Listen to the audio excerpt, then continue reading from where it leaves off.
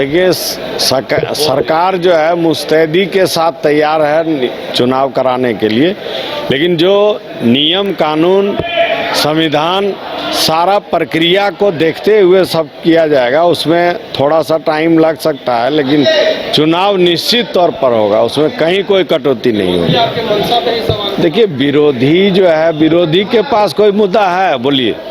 कहीं कोई मुद्दा नहीं है। हमरे सामने तो कोई मुद्दा ही नहीं है उन लोगों का।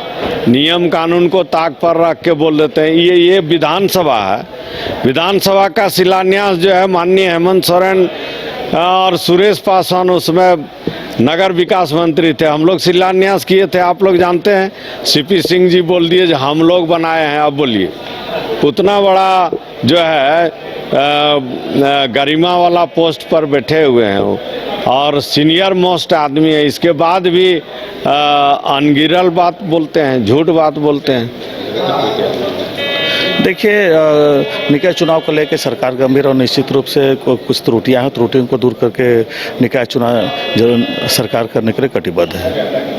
टेस्ट की जो बात थी उसमें भी जो है निश्चित रूप से इन चीज़ों का अध्ययन करके जो उचित होगा उचित चीज को किया जाएगा। उसमें जो समय लगता है उसको क्लियर करने में, और चुनाव तो कराना ही कराना है। कितना समय लगेगा ये तो नहीं बताया, तो हो चुका है, ये तो नहीं बताया। अब 3 जिला बाकी है, इसलिए कह रहे हैं बहुत ज़्यादा समय नहीं लगेगा। 3 जिला का जब हो जाएगा तो फिर चुनाव की घोषणा हो जाएगी। तो जो 16 मई का डेडलाइन है, क्या उसमें आप लोग करा लेंगे या फिर कोर्ट जाएंगे, फिर समय की मांग करेंगे? ये तो जब इधर हम लोग तैयार हो जाएंगे तो कोर्ट जाने की कोई आवश्यकता नहीं है, और यदि इधर तैयार नहीं हो सका तो कोर्ट से आग्रह करके फिर एक समय लिया जाएगा।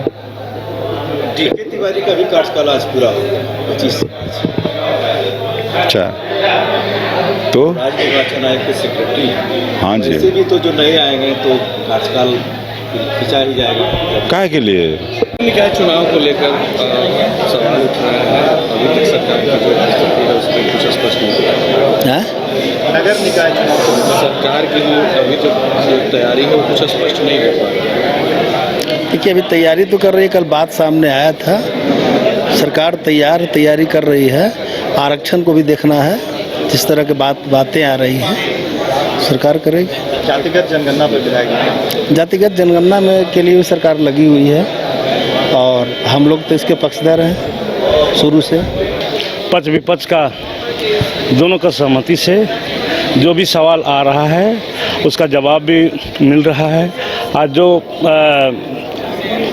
वहाँ पर किसी भी तरह का इस बार सदन में हंगामा नहीं हो रहा है, ये बहुत अच्छा, इस राज्य के लिए अच्छा संकेत है। दादा एक सवाल है, निजी स्कूल जिस तरीके से इस तरह से लड़ाई वसंत है, देखिए एक चीज़ मैं बता रहा हूँ, के स्तर पर कुछ चेक एंड बैलेंस है पूरा है। मैंने कल बता दिया हूँ कि इसको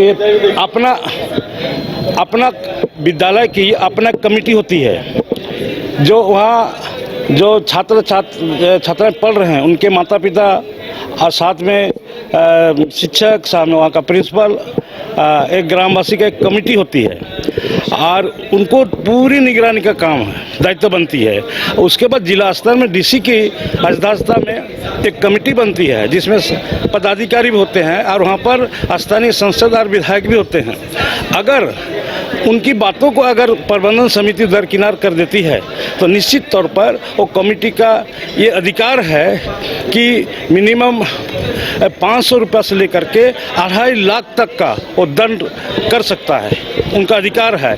और उसके बावजूद भी अगर प्रबंधन समिति नहीं मानती है तो बाध्य होकर अंत में उसका विद्यालय का स्थानीय जो एडमिशन तो हो रहा है, ये मान रहे हैं ना? अब हो रहा है तो अब उसको हम लोग कमेटी का दायित्व बनता है।